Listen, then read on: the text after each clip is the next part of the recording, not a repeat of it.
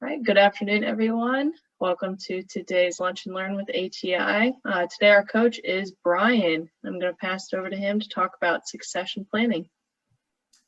Thank you, Maddie, and thank you, everybody. Welcome to Lunch and Learn. My name is Bryan Stasch. I am Vice President in charge of content and program and development at the Automotive Training Institute.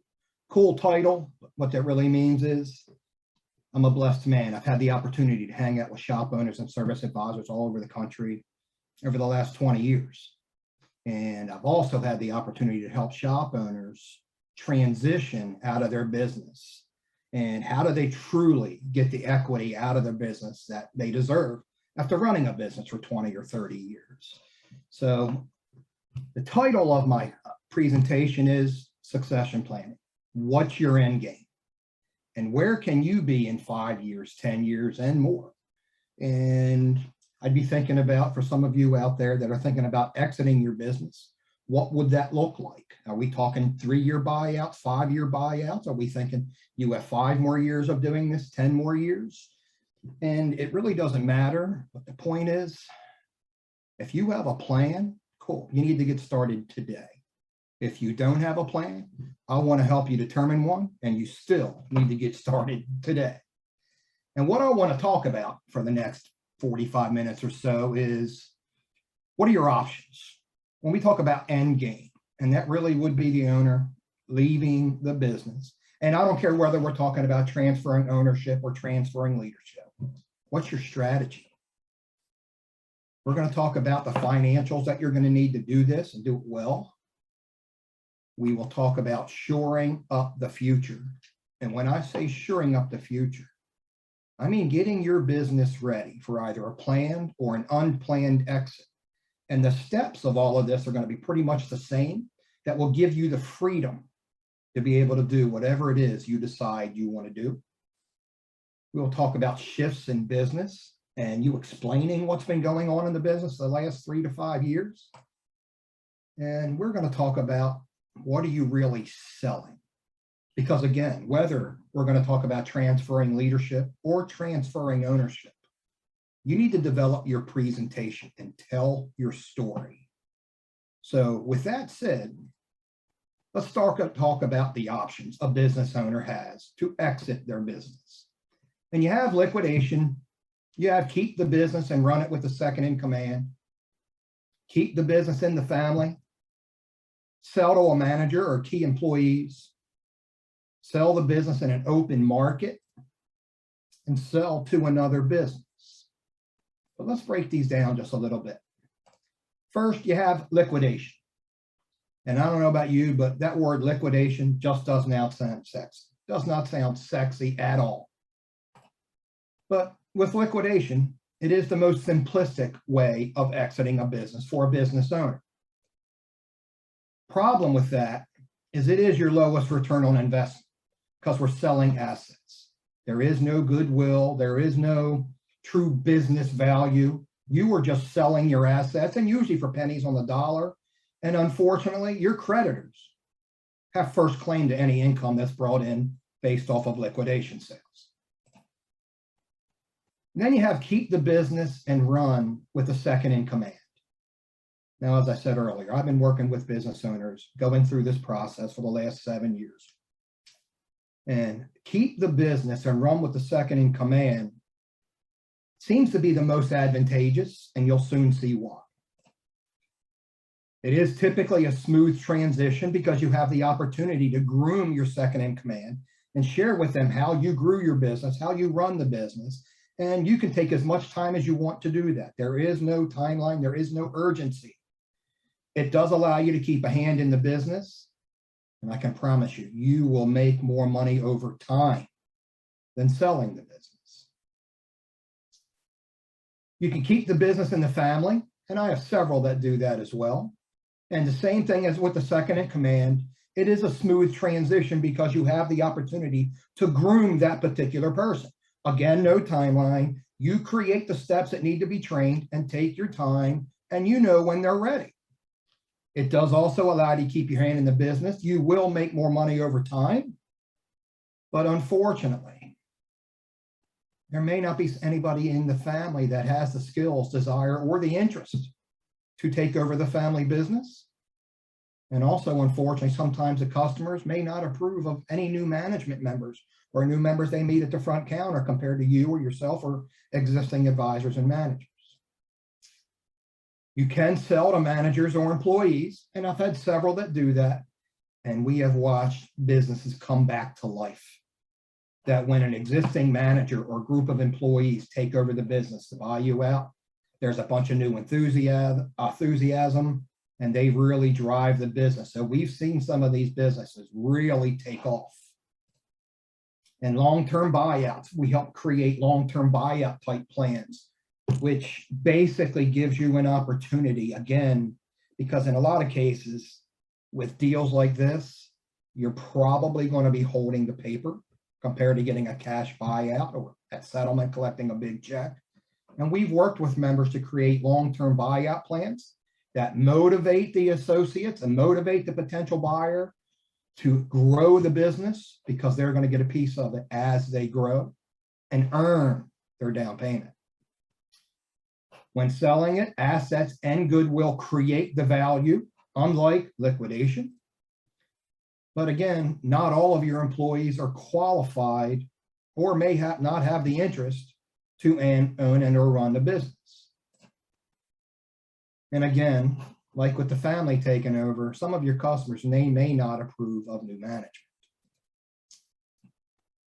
You have to sell the business in the open market. And I have a lot of people come to my class looking to sell the business. And profitable businesses should attract buyers and sell very, very quickly. And again, assets and goodwill create value. I'll explain the difference between the two here very shortly. However, low profitability can make it very hard to sell the business. When you look at a potential buyer, when they're looking at their return on investment as percentages of pennies on a dollar, it could make it hard to sell. And unfortunately, it's typically the sale price is much lower than you would expect, especially after running your business for 20 or 30 years. Unfortunately, these numbers have changed, and I'll share that formula with you here very shortly.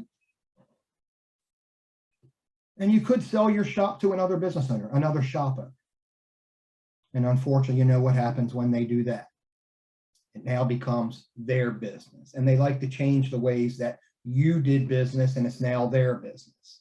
And I do believe, and especially working with business owners for a long time, they care about their business. It's been their baby for a very, very long time. They do care about the life expectancy of the business and what the business looks like moving forward, whether they're the ones that still own it or whether they don't. So those are your options on what do you have to exit the business. But first, I got a couple hard facts I need to share with you folks. First, many automotive repair businesses are never bought or sold or successfully transitioned to new leadership. That's because the founders fail to focus on what builds true market value or a duplicatable model. And as we know all too well, the owner is typically working in the business instead of working on the business, which results in the business becoming too dependent on the owner. And the owner is the subject matter expert that everyone, including customers, rely on. So for any of you looking for any type of freedom in your business, we're going to talk about some cool things that you need to start focusing on to be able to do that. And to build a sustainable, expandable, and sellable business, you should focus on these value creating activities.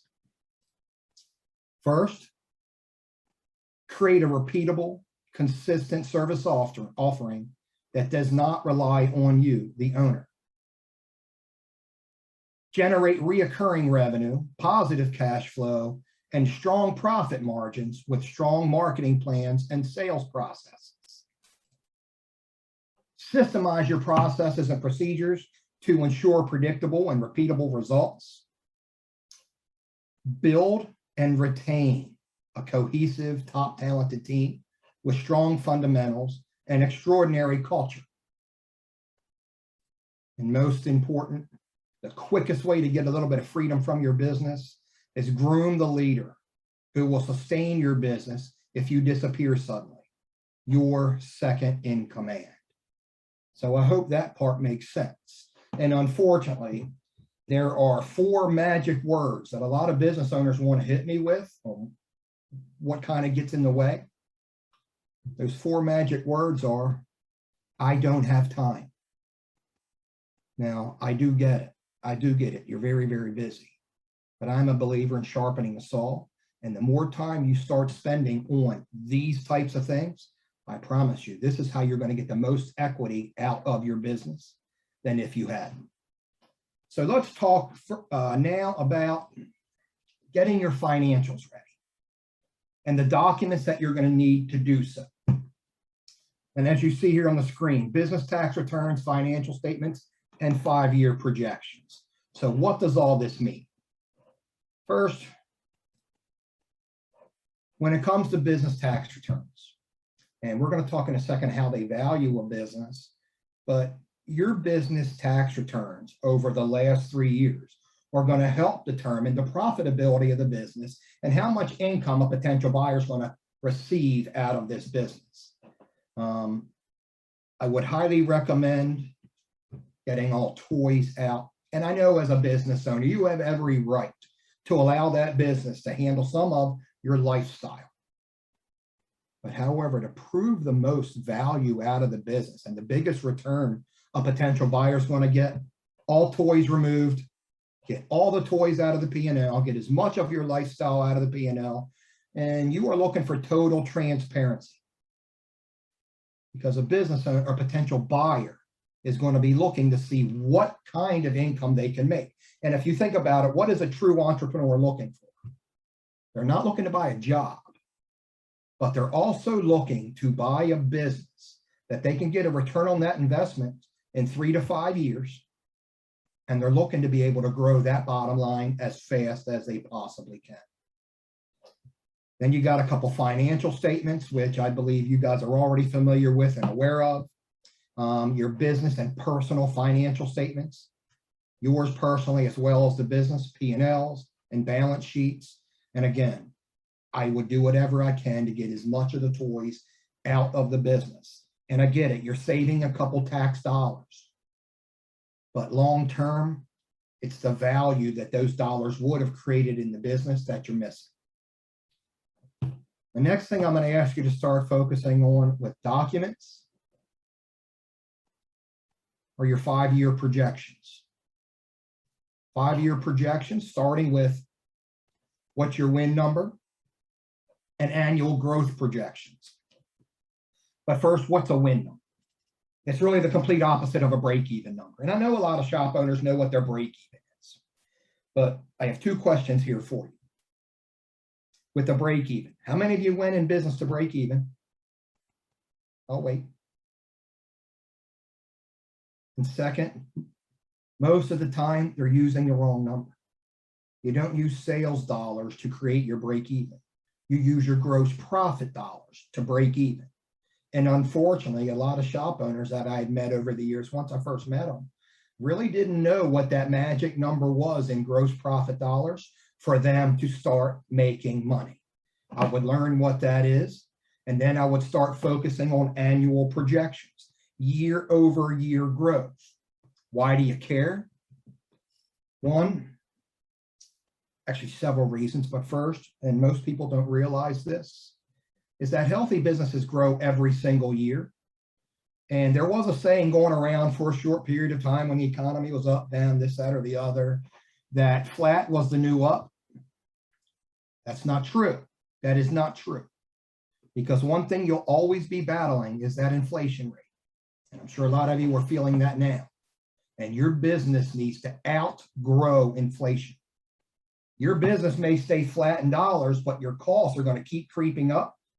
And as that cost keep creeping up, your bottom line and your business start going the complete opposite way.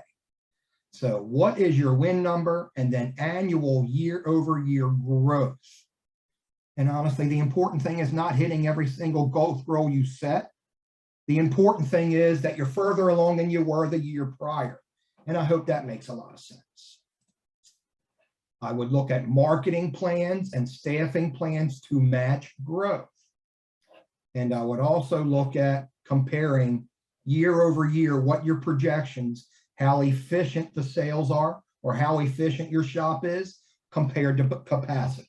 Again, why do you care? Because if you're looking to sell your business, if one of those options was to sell, again, a potential buyer is looking for a business that's going this way.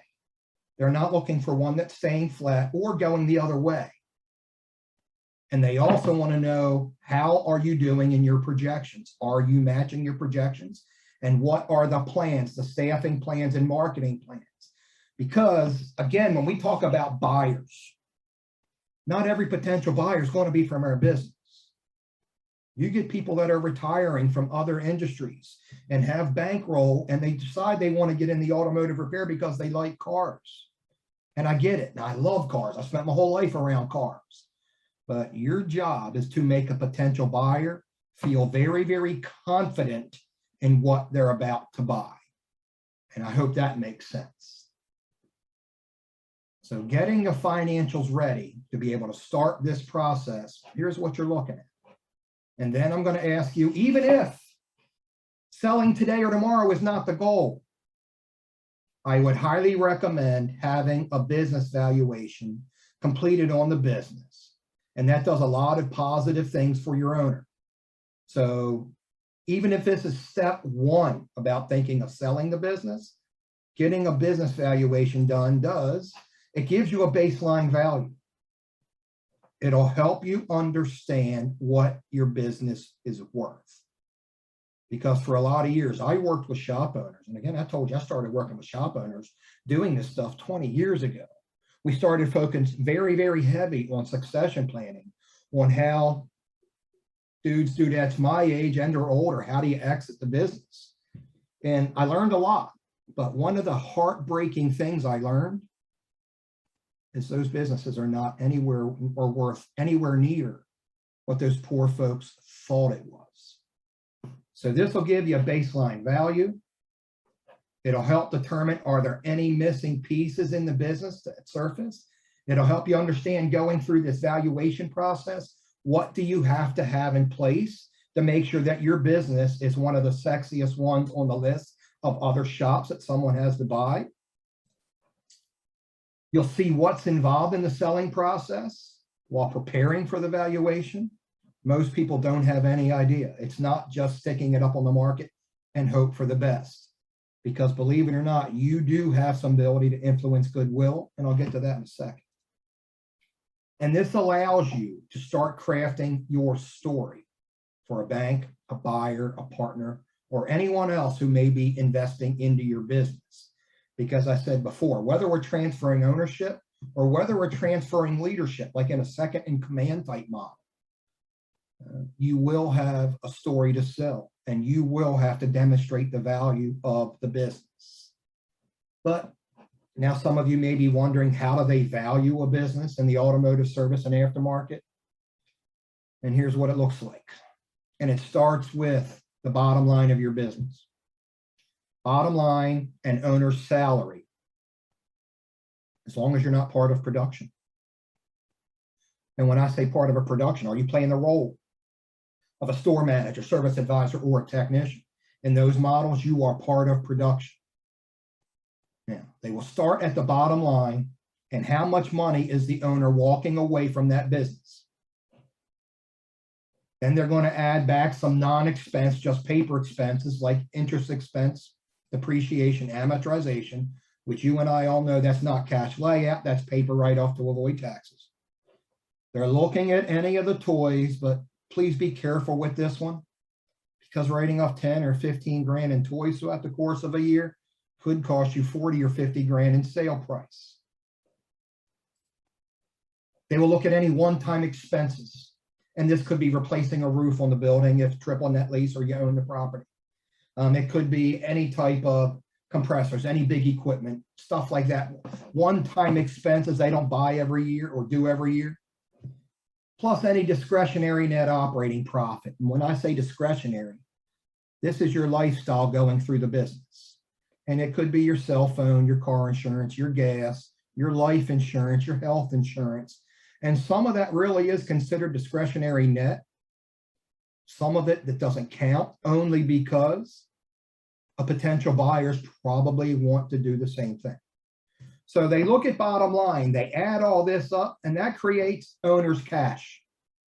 What does the owner take out of the business on a per year? And then they're going to take the average of the last 3 years and multiply that number times anywhere from 2 to 3 times to equal what is called a sale price. Now, with that number, we had talked about assets and goodwill. When it comes to liquidation, you don't have any goodwill because this is a fire sale. You are selling whatever you can for whatever you can. But this business valuation creates a number. And as you can see, it's based off what the owner takes out of the business. And then when it comes time for settlement and determining who's paying taxes, buyer or seller, that total sale price is broken out into assets and goodwill.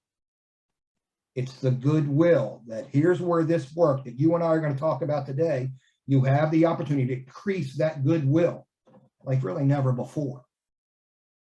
But as I had mentioned, if you are playing a role in the business, here's what happens. They're going to take that owner's cash. And if you are playing a role, they are going to deduct the cost of what it might be to replace a manager or an advisor or even a technician and reduce that from the owner's cash. So hypothetically, just easy math for Bryan, you have, let's say owner's cash, and this is just general math. This is nothing average or nothing. This is, let's say an owner pulls 150 grand out of the business. And boy, I hope it's an awful lot more than that. But let's say it's 150 grand. And they're going to take that number times anywhere from 2 to 3 times to create value. So $150,000 net could lead anywhere from $300,000 to $400,000 as a sale price. But if your owner's cash is 150 grand and you are the advisor or manager and it costs 50 grand to replace you, that owner's cash goes to 100. Now your business is worth 200 grand compared to the 3 or the 4 and some change. And I hope that makes a lot of sense. So my point here is the further away you as the business owner are removed from the day-to-day responsibilities, more weekly and or monthly responsibilities in the business, the more your business is worth. But now you also got to remember that that sale price does not equal walk away money. Because you have things like a broker that's taking their money right off the top, you will have some debt to settle. And unfortunately, you are going to pay taxes. I use a number of 20%, but average capital gains around the US is anywhere from 23 to 28%. So think about this in all of this when it goes back to your options. Are you looking to truly sell the business? Or would you look for a better way that can help you take the equity out of your business after running it for 20, 25 years? Because selling it isn't the best way to pull that equity. My experience in working with business owners, creating your second in command will. You will make more money over a longer period of time than if you would just simply sell it today. Because most are lucky to walk away from the settlement table, even with the sale price a lot lesser than they expected, but just about half. And that's the reality of selling a business. But there are a couple ways that you have impact on how to increase that goodwill in the business. And a strong brand and reputation helps increase that value. And where could a potential buyer learn the brand and reputation of your business? Within seconds. Here's where I tell you: Google reviews and your Facebook page, stuff like that. They're going to learn a lot about what the community thinks about you right there. Again, a location and a market, and I know not everybody has this benefit, but growing populations, higher socioeconomic areas, and larger potential markets have a lot to do with the value of the business or can increase the value. So when it comes to selling it, we'll talk a little bit more about telling your story, is I'd want to talk about what type of market penetration have you really gotten. And that is your customer count, last 12 months are the only active ones, and the total potential. Your management team. Believe it or not, the tenure, the experience, and performance of your management team have a whole lot to do with increasing the value of your business. Because remember what I said a little while ago, the potential buyers for the business, not all of them want to come in and work day to day. True entrepreneurs are looking for turnkey businesses with the management team already in place. They are looking for workforce and operational excellence. And what I mean by that is, and you're going to hate me in a little while because I have some work for you to get started on, but building out your playbook, which basically your process book. How does your business run? And all your key services and all your operations are documented. And the franchise world proves that every day. The franchise is in our industry, and you know who I'm talking about. They sell these businesses. They sell a process manual, and it creates a lot of value. Your black book is all your business relationships, is all your personal relationships that you do business with, so they know who they're going to continue to do business with. Things like an organizational chart, and I know a lot of shop owners, they don't, what do I need that for? There's a lot to say about organizational charts. Who answers to who reports to who, what are the skills needed for each one of the roles, as well as any growth plans. What additional roles might you need? The goal here is to create confidence in a potential buyer. They know how to run your business. And they're also looking at your staffing and hiring processes. Now, this is just my opinion. I don't know how accurate this is or not. But for those of you that heard me say earlier, anywhere from 2 to 3 times owners cash out of a business is how they create value. I mean, how many of you just wanted to stick your head in the door and slam it 7 or 8 times? Because I know I did the first time I heard it. And what caused the drop, because a couple years ago, and this could have been 7 years ago, 10 years ago, maybe less, those multipliers were 5+. And unfortunately, I think it's our ability to attract new associates to our industry and to your shop has caused some of that to drop. I hope I'm wrong, but that's Brian's opinion. Your facility and equipment can increase the value of the business when it comes to the sale price, whether you own it or leasing it. Upgrades and replacements are going to cost you. Electrical, plumbing, and remodeling also are going to cost you. Because a potential buyer, you got to remember, a lot of them are looking for the potential of the business, but some of them are looking for immediate cash layouts to get things caught up. So to help start increasing the value of your business, I would take a long, hard look. What does the facility look like inside and out? And what can you do to dress that up and clean it up to make it better curb appeal, if that makes any sense? And a potential buyer is looking for opportunity for growth.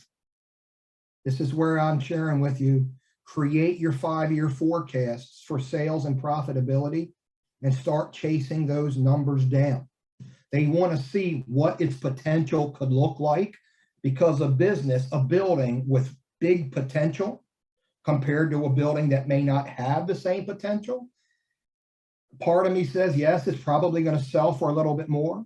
But even if it doesn't sell for a little bit more, I bet you it would sell quicker than one doesn't have, or one that does not have that opportunity for growth. So here's your opportunity to start demonstrating its ability to grow, and based on your marketing, sales, and financial key performance indicators, as well as capacity. So I know the multipliers aren't near what they used to be, but here's a couple opportunities for you to get some of those multipliers back.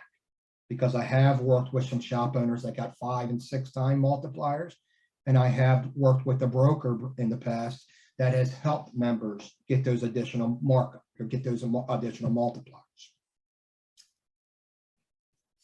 Now, let's talk about getting the owner ready to exit the business. Now, again, I refer to whether this is a planned or an unplanned exit. And God, I hope every one of them, it's a planned exit. However, working with shop owners, as long as I have, we've come across unplanned exits. And when this business is not ready to run without the owner, unfortunately, it does not. And think about how many families your business is supporting today. So let's talk about some things on how to make sure we get this business ready for that owner to exit. And it's going to first, we're going to start with shoring up the future. And the goal of shoring up the future is to get your business in a position to run effectively without you, you being the subject matter expert. And we're going to talk about this from a people perspective, a sales and financial perspective, and a business continuity perspective. So for those of you sitting out there, please grab something to take some notes with, and let's get started. And we're going to start with your people.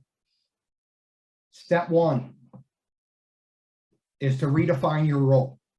You as the business owner, redefine your role. If your role includes daily and weekly responsibilities in the business, and especially if some of you that just don't find your role as sexy as you used to. And what does redefining your role look like? It starts with you making your list. Make your list of everything you do. Now, the problem with us males being shop owners is when we come into the business, we just do what we do. Why? Because that's what we do. We carry things way too close to the vest. We don't train people to do things. I'll leave that part alone. But everything we do, we keep very close to the vest.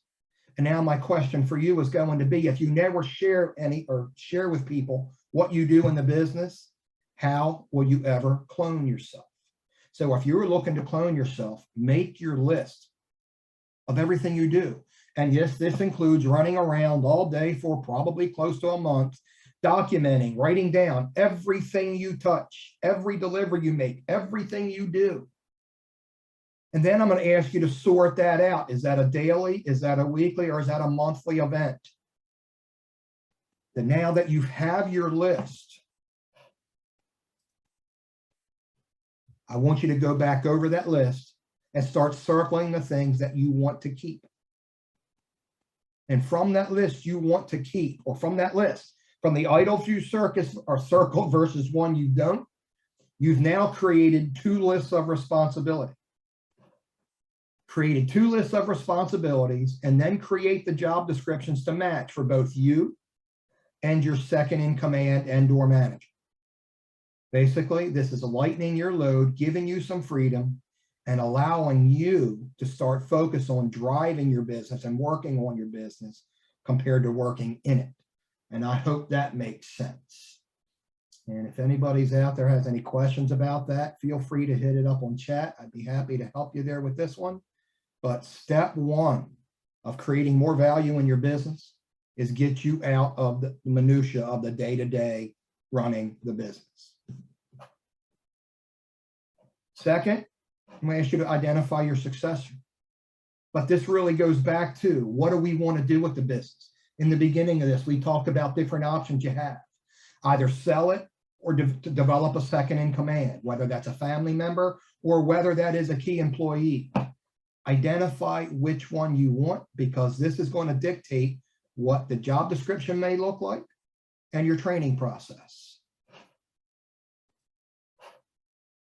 And yes, whether owner or second in command, you need to determine, is this the right fit? Is the business going to do well with this particular person? Is this person right for the business? Again, whether second in command or owner, because even if you are transferring ownership, my guess is you guys and gals have been running that business for 20, 30 years. You are going to want to make sure it continues going the right direction. Then I'm also going to ask you to test them. Do they have the right head for business? Do they have the right personality traits? And shoot me an email if you'd like to learn a little bit more about this, but I'm talking about maybe a personality profile. Do they have the right personality traits to manage the business? And business acumen tests. Do they have the right head for business? And can they learn new things? Develop your mentoring process. If you're transferring ownership, how you built your business, what did you put in place, how you built it, where you want it to go, and how long are you going to be there to help mentor them. Now, in a lot of cases, when it comes to a sale of a business, and in today's market and business, the odds of a seller being the financer of the business and or holding the paper of the business is pretty tall. You are going to want to make sure that this business or this owner continues growing or maintaining the business, because you're going to want to make sure you get paid as well. And then if it's your second in command, how do you continue to grow it? What role each of you are going to play as part of business growth? And you need to be very, very clear. And that's why I talked about redefining your role first. And again, how long are you going to be there to help mentor this potential person, second in command?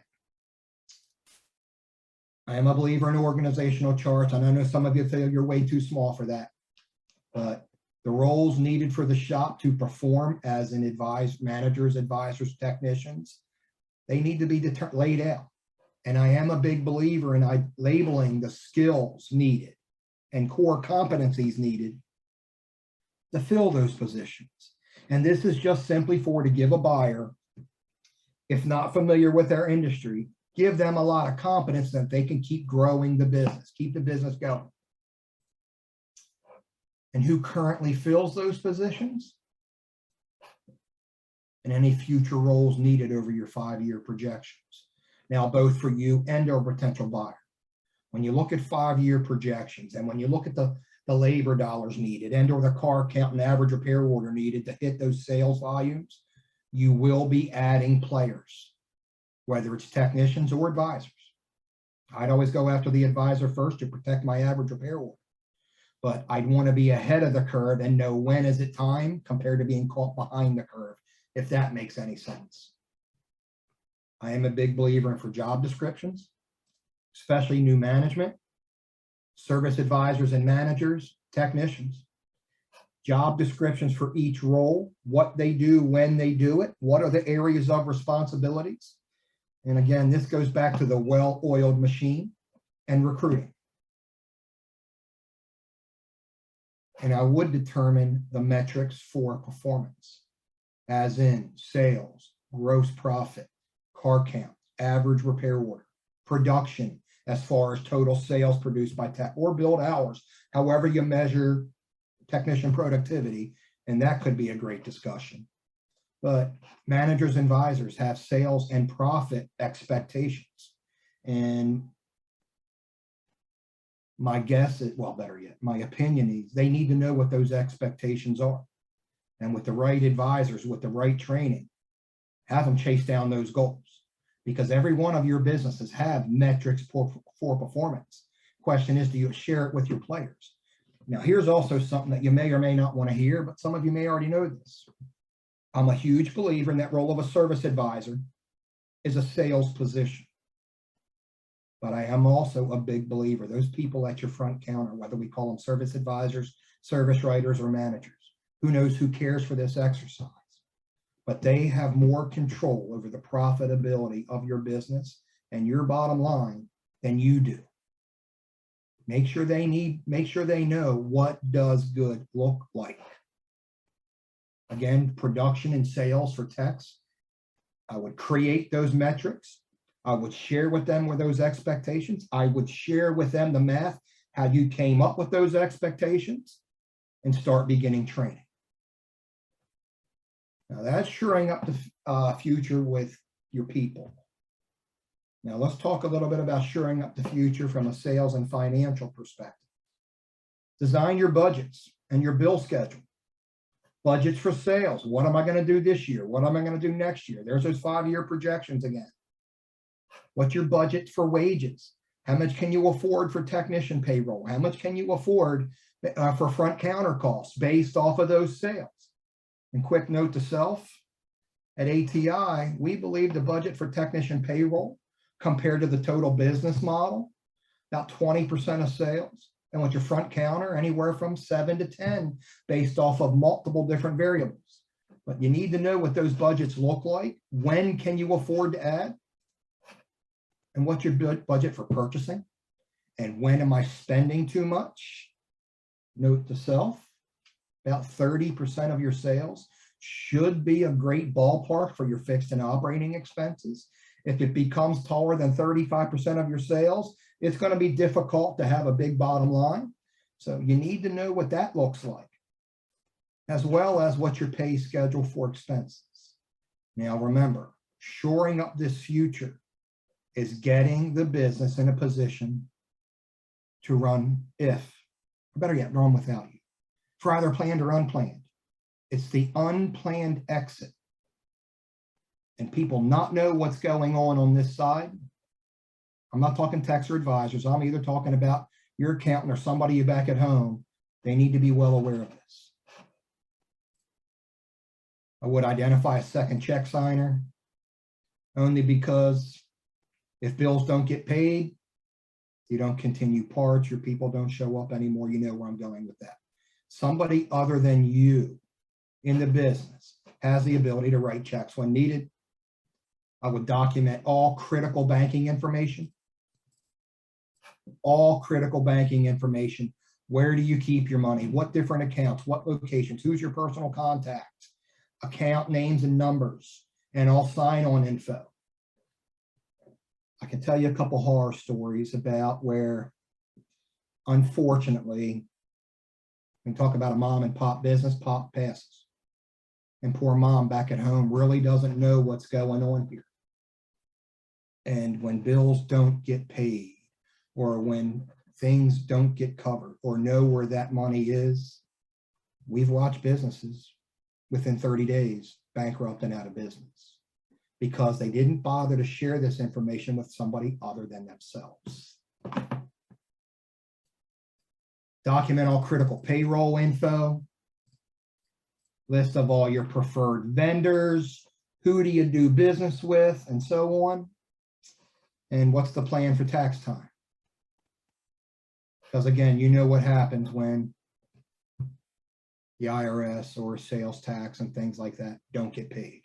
Please make sure you're not the only one that understands this, and you're not the only one that knows how this works. So create your plan. Measure business metrics or business performance. You know, we are believers in key performance indicators, and we have a ton of them that we measure. Just know what your business indicators are for your business. Where are they good? Where are they not? And this could be things like top line sales, expenses as a percentage, average car count needed to hit, average repair order needed to hit, your parts margins, labor margins, technician productivity, and so on. Knowing what those numbers need to look like and how do you improve it? What are the staff expectations? Sales management. Again, you are going to get sick and tired of hearing 5-year projections, but I'm big believers in this is how you grow your business. This is how you set goals for your business, and constantly be focused on business improvement. Constantly. And I'm talking year-over-year growth, same month, previous year growth. Develop your marketing plan. And I think I'm preaching to the choir here on this one, but a written, documented, executed marketing plan where you understand the graphics of your customers as in geographics, demographics, and psychographics, where they live, how much do they make, and how do they spend and how do they think. And there's a lot of good marketing vendors out there today that can help you with this, but your goal is to learn your customers. And I think I'm preaching to the choir. But anyway, a good marketing plan, in my humble opinion, daily, weekly, monthly, quarterly, and annually scheduled events on a calendar and execute. But here's where some people unfortunately fail or not understand the value. But when it comes to a marketing plan, measure it. How many come in? What's your response rates? How much did they spend? What was your average repair order? What did you give away to get that customer in the door? And am I getting second, third, fourth visits? I know a lot that have good marketing plans. Unfortunately, they just don't measure the results, which can help you determine was it a good marketing plan or whether it was not. And I would also document all business debt, lines of credit. This is somebody back at home needs to know, just in case. How much, where does the business owe money to? Because again, a couple horror stories. Second notes on property. Mom didn't know, pop did, pop passes. And you know what happens when mortgages don't get paid after 60 to 90 days. Exactly. Business utilities, document all that kind of information. Who covers all this kind of stuff? Who does a manager call if something goes out so they're not bugging you? Property insurance or property and insurance. Oops, sorry. Who's the mortgage with? Any business, or I'm sorry, any other properties included with the business, or any LLC you may have as running your property or owning your property, not you as the business owner, to keep the business and the property separate entities, EPA and stuff like that. And now let's talk a little bit about continuity. And continuity, business continuity, really is about the business's ability to continue in a disruptive incident. And yes, that could be part of equipment goes down, that could be electric, that could be employees lose a good player. How do you get that back? This could be your courtesy inspection process to continue the sales. But for this exercise, I want to talk about process and procedure. I believe a lot of you have processes and procedures. Question is, are they written down? Does everybody know where to find those? Or are they all in people's heads? The goal here is to document step-by-step instructions for each core system and each service you offer. Again, playbook. We talked a little bit earlier about management or performance of the business and a potential buyer. The franchise world has proven that those playbooks, whether it's a loose leaf binder, whether it's parked on the cloud or videos, are worth a lot of money. They add value to your business because you're telling people how you operate your business. But here's a little something else. You want to build a process dependent, not a people dependent business, if that makes any sense. Now, anyway, think about this a little bit. How many of you have ever been in a position that when you had so-and-so at the business, your business did great, you did this, you did that, you did that, but now they're not there and your business doesn't do as great and the business doesn't do that any longer? That's an example of a people-dependent business, a person-dependent business. And the question could be, those steps that that particular person did to make it great or make it what it was, did we document that information, create that particular process, and train others to do? That's a process-dependent business. And I can promise you this, a process-dependent business, it's much easier to recuperate from any disruptive incidents than a people-dependent business. It also helps create better hires and orientation, better training, better quality control, and it's much easier for someone else to step in because they now know what to do, when, and how to do it because you have a written process.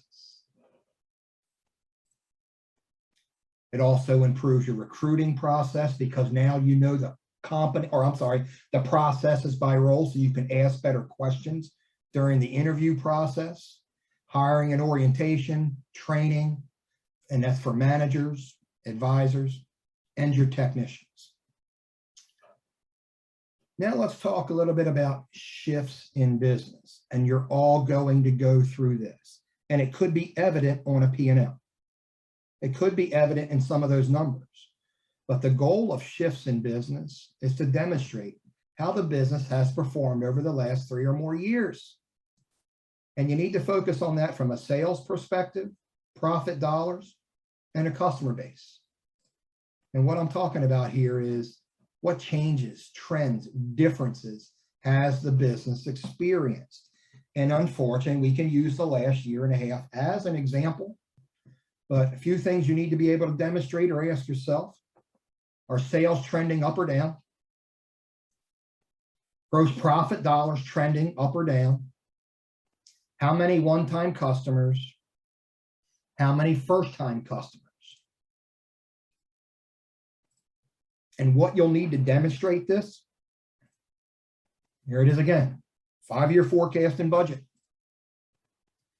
They're looking at for the last 3 years, whatever time period of monthly sales, monthly car count and ARO, monthly gross profit dollars, first-time, one-time customer, or first or one-time customer reports, and the sexiest shops, the ones that get sold the quickest, and honestly, the ones that do a much better job of transitioning leadership, are very predictable, stable, and have year-over-year growth. And what is a potential buyer looking for? With your 5-year forecast, are you on track? And I can promise you this, a business for sale that has 5-year projections and you're on target for those projections, it's a sexier business and probably will sell a lot quicker than one that's not.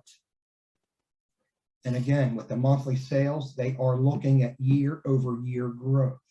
And can you go back over your business and look at same month previous year? Example, July of 20. Are we going to exceed that number in July of 21? Are you going to exceed that number in July of 22? Again, healthier businesses grow, and they grow every single year. So shifts in business, be prepared to explain that. And even if a dip in business, and you explained how you got your way out of that, again, it helps create confidence in a potential buyer. It will help create confidence in your second in command.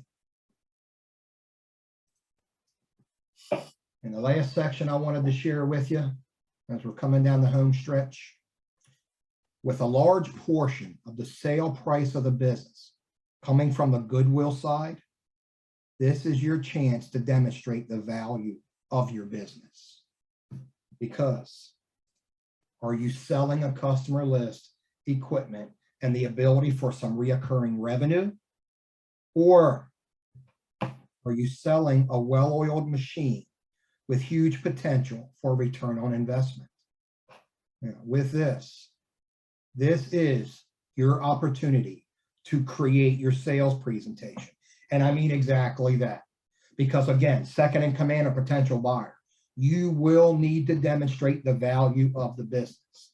And I'd ask you to do that with your workforce, your management team, and your opportunity for growth. Now, with workforce, what are you really selling here? I hope you're selling an org chart and a 5-year plan that includes when to bring on new players, tenure of existing people. Trust me, there's a lot of value when you have a tenured management team in place that's been running this business for you or with you.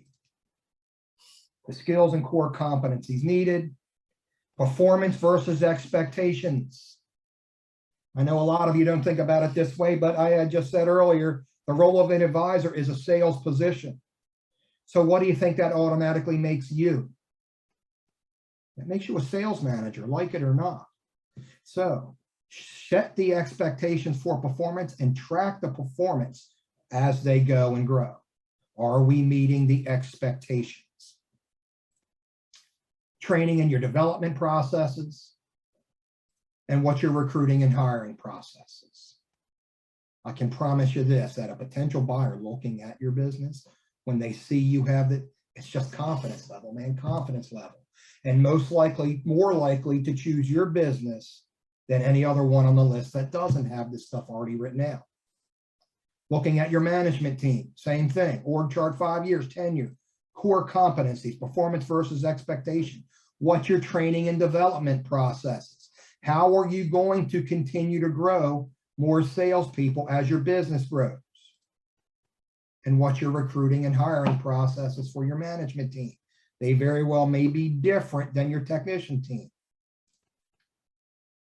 And then you have, please, most people don't understand the value of demonstrating your business's opportunity to grow. 5-year projections, the org chart that goes with it, staffing model to match, your team's capacity. What was your team built to do if hitting on all 8 cylinders? And what is your shop built to do if hitting on all 8 cylinders? two different numbers here unless you have one bay per tech. Sales management processes. What's your repair order audit process? How do you manage your business? How do you manage sales? And what's your marketing plan? And what is your market share that you've captured over these years? And what do you continually have as a customer base? And I hope that makes a lot of sense. But ladies and gentlemen, what we've talked about for the last hour or so, hopefully while you're eating lunch, is your options on what are the options to get your equity out of your business and which ones are the most lucrative for you as the business owner. My humble opinion, the developing the second in command, train that second in command and groom that second in command is the most this way. The financials that you need to make this all happen. And I would recommend a business valuation just so you get yourself a baseline, because unfortunately, you may be a little surprised it's not worth what a lot of people think it is. How do you shore up the business? How do you shore up the future? That again, whether planned or unplanned exit, this business moves on and hopefully with you, but you not having to be there. Being able to explain the shifts in business, especially if they're all positive. I can promise you this business is going this way, sell quicker. And what it takes for you to develop your sales pitch. What are you really selling? Because there's your opportunity to demonstrate the value, the true value of your business. So with all of that said, determine what's your end game and start working on developing your strategy. And with that said, thank you all very, very much for hanging out with me. I hope this was worth an hour of your life. And if anybody has any questions or concerns, I can be reached right through the Automotive Training Institute website, or you can find me on Facebook, BW Stasch at autotraining.net.